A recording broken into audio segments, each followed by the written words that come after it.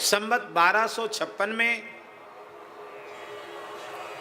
तीर्थराज प्रयाग की धरती पर कान्यकुब्ज विप्र कुल में पंडित श्री पुण्य सदन वाजपेयी जी के गृह में माता श्री सुशीला जी के गर्भ से आपने अवतार लिया। और एक विलक्षण संयोग की बात थी, उस समय माघ कृष्णा सप्तमी को मकर संक्रांति भी थी। तो मकर संक्रांति होने से माघ प्रयाग में तो सहज ही उत्सव होता है, क्योंकि माघ मकर गत रवि जब होई, तीरथ पति ही आव सब कोई, देव दनुज किन्नर मुनि श्रेणी, सादर मज्जहि सकल त्रिवेणी। तो पूरे प्रयाग में सहज ही उत्सव हो रहा था, उस समय प्रकट हुए। जब आप मात्र 5 वर्ष की आयु के थे, श्री रामानंदाचार्य भगवान, प्रयाग में कुंभ महापर्व हुआ और आपने उस समय विद्वानों के मध्य विराजमान होकर के मात्र 5 वर्ष की आयु में संपूर्ण श्रीमद् वाल्मीकि रामायण का कंठस्थ पारायण किया। तपस्वाध्याय निरतम से जगाम त्रिदमम महत 24,000 श्लोक। लोग आश्चर्यचकित हो गए। आपका यज्ञोपवीत हुआ। अन्नप्राशन में आपने खीर पाई, खीर का स्पर्श किया, तो जीवन भर खीर ही आपने आहार के रूप में ग्रहण की। ऐसा अद्भुत उनका जीवन चरित्र। काशी में पढ़ने के लिए गए, वहाँ उनके मामा जी रहते थे, उनका नाम था पंडित श्री ओंकार जी न्यायाचार्य। उनके यहाँ आपने रह करके अध्ययन किया। थोड़े ही काल में सब कुछ शास्त्र का अधिगम कर लिया। बड़े बड़े चमत्कार प्रकट होने लगे।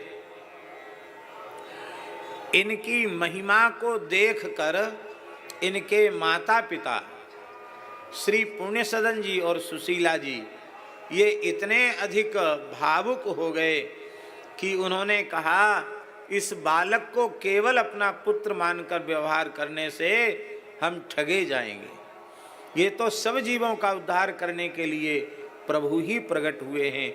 जब ये सब जीवों पर कृपा कर रहे हैं, अपने शंखनाद से सबको दिव्य दीक्षा प्रदान कर रहे हैं, तो हम इनके दीक्षा से वंचित क्यों हों।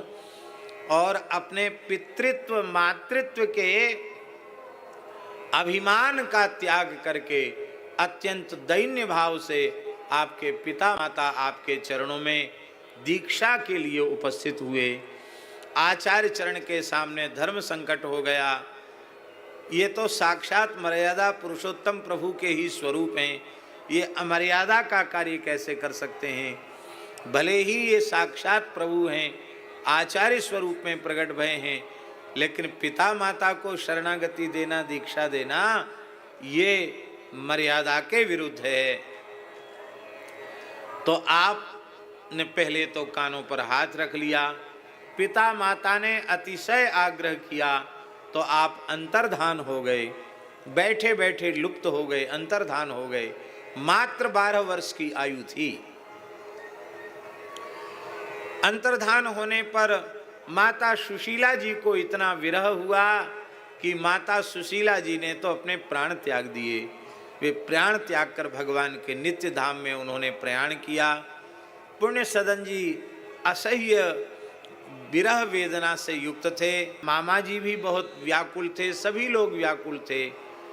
तब पंचगंगा घाट पर श्रीमठ में विराजमान वशिष्ठावतार श्रीमद् स्वामी राघवानंदाचार्य जी के चरणों में पुण्य सदन जी पहुँचे और कहा कि प्रभु, मेरे प्राण इसी आशा में अटके हैं कि एक बार मैं अपने पुत्र का मुख चंद्र का दर्शन कर लूं। श्री राघवानंदाचार्य जी ने कहा कि वे तो साकेत से आए थे और साकेत में पुनः विराजमान हो गए। अब विशेष प्रार्थना की जाए तो आ सकते हैं, अनुष्ठान करना पड़ेगा। क्या अनुष्ठान करना पड़ेगा? 60 करोड़ श्री राम तारक मंत्र राज का सविधि जप करना पड़ेगा। उसका दशांश 6 करोड़ श्री राम तारक मंत्र राज से आहुति दी जाएगी और यह अनुष्ठान संपन्न होगा, तब आचार्य पुनः प्रकट होंगे। किंतु एक शर्त है, फिर उनके सन्यास धर्म में तुम बाधक मत बनना, उन्हें त्रिदंड सन्यास की आज्ञा देना। पुण्य सदन जी विवेकी हैं, उन्होंने विचार किया कि हम पुत्र मोह में सन्यास की आज्ञा न देंगे तो ये ठीक नहीं होगा, ये फिर अंतर्धान हो जाएंगे। अरे सन्यासी बन के नेत्रों के सामने तो रहेंगे कि नहीं। आपने शर्त स्वीकार की और जैसे ही 6 करोड़ मंत्राज की आहुति पूर्ण हुई, प्रज्वलित अग्नि के कुंड से ही, अग्नि की लपटों से ही आचार्य चरण का पुनः आविर्भाव हो गया। बोलो जगत गुरु श्रीमदाद्य रामानंदाचार्य भगवान की जय। ये विलक्षणता इस कलिकाल में अन्यत्र कहीं नहीं है कि एक बार अंतर्धान होके फिर अग्नि के कुंड से, अग्नि की ज्वाला से, लपटों से प्रकट होना, यज्ञाग्नि से आविर्भूत होना, यह केवल और केवल श्री रामानंदाचार्य भगवान के चरित्र में है। तो एक बार तो 12 वर्ष में अंतर्धान हुए, एक बार पुनः संकल्प कर लिया कि अब अपने स्वरूप में प्रतिष्ठित होना है, जाना है। तब श्री कबीरदास जी ने, रैदास जी ने चरण पकड़ लिए, प्रभु अभी तो रहना पड़ेगा, हम लोग अनाथ हो जाएंगे। तब आपने फिर से, पक्षी आए थे संवाद करने, भगवत पार्षद ही पक्षियों का रूप धारण करके आए थे और प्रार्थना कर रहे थे कि अब आपका कार्य हो गया हो तो चलो।